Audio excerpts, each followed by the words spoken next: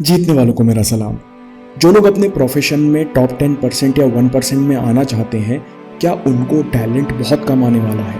क्योंकि जो सच में टॉप 1% की रेस में हैं, वो सब तो टैलेंट और काबिलियत में लगभग बराबर है। हर्षा भोगले पूछते हैं कि फिर आपकी यूएसपी क्या है, आप में खास बात क्या है? असल में आप अपने टैलेंट या काबिलियत के साथ क्या करते हो, इससे फर्क पड़ता है।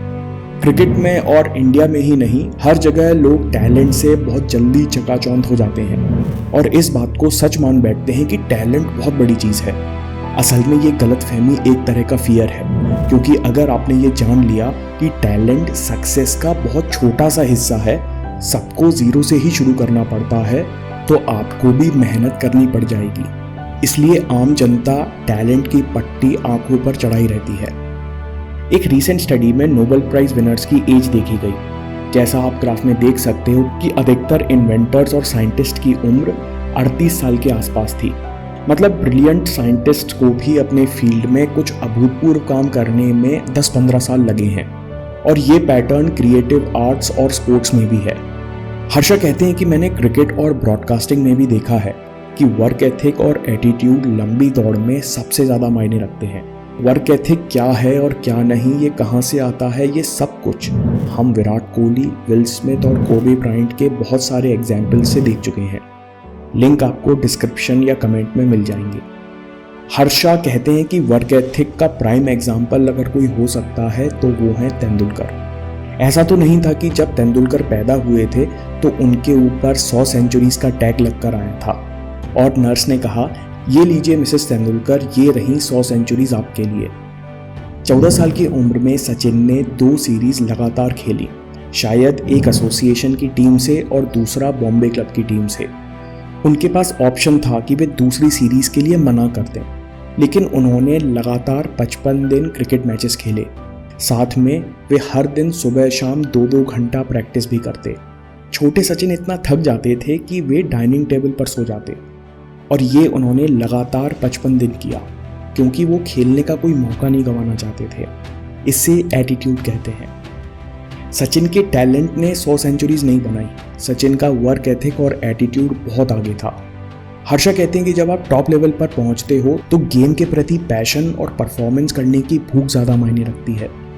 टैलेंट से पहला दरवाज़ा खुलता है, किस्मत अच्छी होगी तो टैलेंट से दूसरा भी खुल जाएगा, लेकिन आखिरी दरवाज़ा टैलेंट से नहीं खुलता, क्योंकि सामने वाला बॉलर भी टैलेंट लेकर आया है।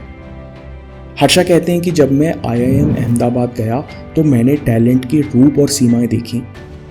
रात को 12 बजे नींद से जगाकर मेरे हॉस्टल में बगल वाले कमरे का लड़का आकर बैठ गया। वो हैदराबादी में कहता है, हर्षा अपनी को एडमिशन कैसे मिली यहाँ पे, क्योंकि आसपास हर कोई एक से बढ़कर एक था। हर्षा कहते हैं कि इतने टैलेंटेड लोग भरे हैं दुनिया में, अगर टैलेंट सबसे बड़ी चीज़ होती तो मैं कुछ भी नहीं होता।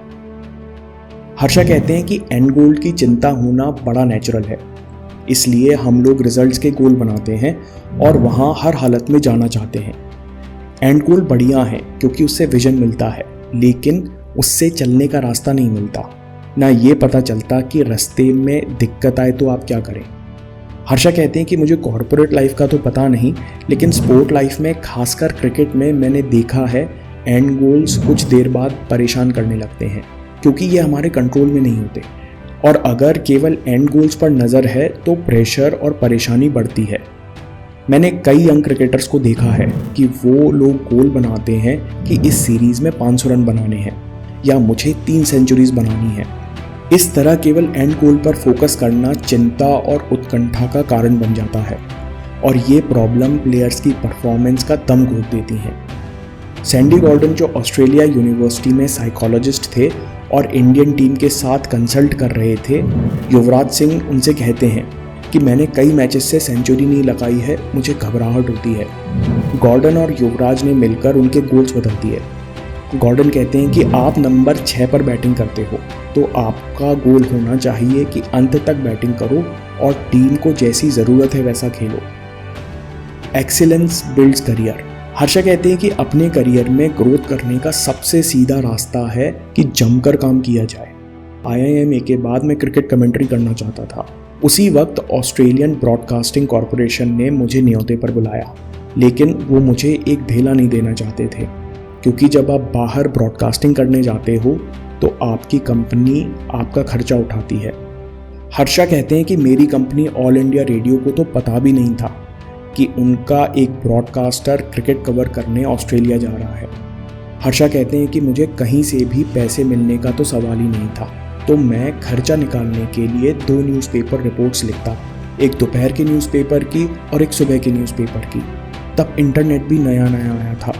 हर दिन टेस्ट मैच खत्म होने के बाद मैं वीडियो मैगजीन के लिए लिखता था, फिर एक मराठी मैगजीन के लिए लिखता था और साथ ही मैं 3 क्रिकेट कैप्टन्स के नाम से न्यूज़पेपर में गोस्ट कॉलम लिखता।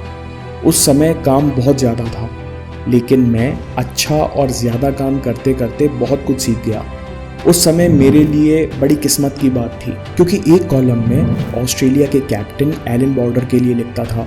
मुझे हर टेस्ट मैच के बाद 15-20 मिनट उनके साथ बैठने मिलता। एक बार एलन बॉर्डर कहते हैं, हर्षा, मैं हर यंग क्रिकेटर से एक ही बात कहता हूँ, तुम रन्स की चिंता करो, डॉलर्स अपनी चिंता खुद कर लेंगे। हर्षा कहते हैं कि ये बात हर नौजवान प्रोफेशनल को दीवार पर लगा लेनी चाहिए। एक्सीलेंस का रास्ता रन्स और हार्डवर्क से बनता है, ना कि डॉलर्स और रुपयों, प्रमोशन और ट्रॉफी से। उस समय 1991-92 में ऑस्ट्रेलियन कोचेस कह रहे थे कि प्रोसेस पर इतना ध्यान दो कि रिजल्ट की चिंता ना करनी पड़े। हर्षा कहते हैं कि मेरे हिसाब से ये एक्सीलेंस तक जाने का सबसे सुंदर रास्ता है।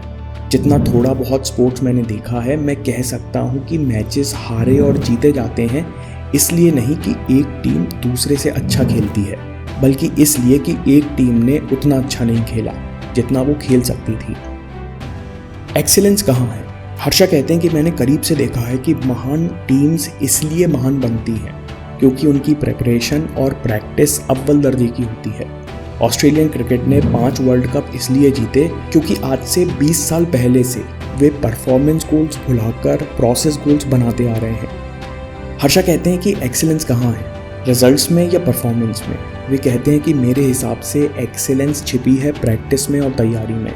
जब आप नेट्स में प्रैक्टिस करते हो तब आप बेहतर खेलने की कोशिश करते हो। नेट्स में आप सेंचुरी नहीं लगा सकते, लेकिन आप हर बॉल ईमानदारी से खेलना सीखते हो, जो कई सेंचुरीज से बड़ी है। और यही अंतर है परफॉर्मेंस और प्रोसेस गोल्स में। एक बार आपने प्रोसेस को जीत लिया तो छोटी छोटी चीज़ें जो गुड और ग्रेट में अंतर पैदा करती हैं वो आपके साथ होने लगती हैं। दोस्तों, हर्षा एक्सीलेंस व प्रोसेस के बारे में और क्या कहते हैं ये हम अगले वीडियो में देखेंगे। तब तक आप 1% रूल पर वीडियो ज़रूर देखिए कि कैसे एवरेज टीम्स चैंपियन बन जाती हैं। और हाँ, चैनल ज़रूर सब्सक्राइब कीजिए। मैं काम के किस्से लाता रहूँगा। हिम्मत, हरकत, होशियारी, हम जीतेंगे।